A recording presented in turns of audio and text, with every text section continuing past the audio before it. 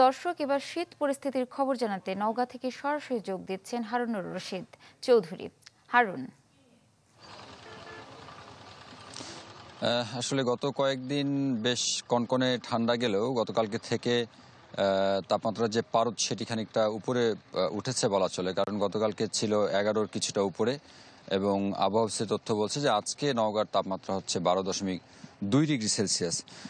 তবে হচ্ছে যে প্রত্যেক দিনই বিকেল থেকে শুরু করে গভীর রাত কিংবা হচ্ছে সকাল অবধি অর্থাৎ 10টা-11টা পর্যন্ত কুয়াশার যে দাপট সেটি কিন্তু আবহাওয়াতে এখন পর্যন্ত বিরাজ করছে। আপনি দেখতে পাচ্ছেন যে চারপাশটা এখন পর্যন্ত কিন্তু কুয়াশায় ঢাকা।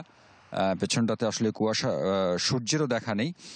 প্রত্যেকদিন প্রায় এরকমই আবহাওয়া থাকছে আর কি। এর ফলে নওগাঁতে যেই বিষয়টি ঘটেছে যে সড়ক যে দুর্ঘটনাগুলো ঘটছে প্রতিদিনই, প্রায় বলা চলে যে তথ্য বলছে যে এখন পর্যন্ত এই কুয়াশা এবং শীত পড়বার পরে প্রায় 18টির মতো স্পটে সড়ক দুর্ঘটনা ঘটেছে, যেগুলোতে বেশ কয়েকজন, প্রায় 7 থেকে 8 জন মানুষ মারাও গেছে এবং সবগুলোই প্রায় মোটরসাইকেল অ্যাক্সিডেন্ট, অর্থাৎ যারা মোটরসাইকেল থাকেন সেগুলোর সঙ্গে হয়তো ট্রাকের বা অন্যান্য যে যানবাহনগুলো আছে সেগুলো যে অ্যাক্সিডেন্ট হয় এরপরে কিন্তু মারা যায়। হতাহত আছেন বেশ কয়েকজন।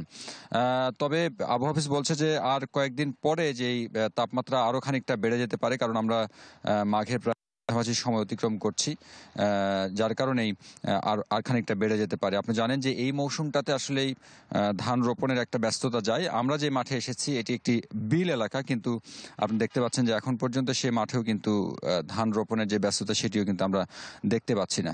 সবকিছু মিলিয়ে বলা চলে যে ছিন্নমূল যারা মানুষজন আছেন তাদের তো আসলে কষ্ট থাকেই এই শীত পড়বার সঙ্গে সঙ্গে, সেটি আছে। এবং আবহাওয়া অফিস যেহেতু বলছে যে আরও তাপমাত্রা বাড়বে, দিন যাবে, সেই জায়গা থেকে ভালো কিছু বার্তা সামনে আসতে পারে।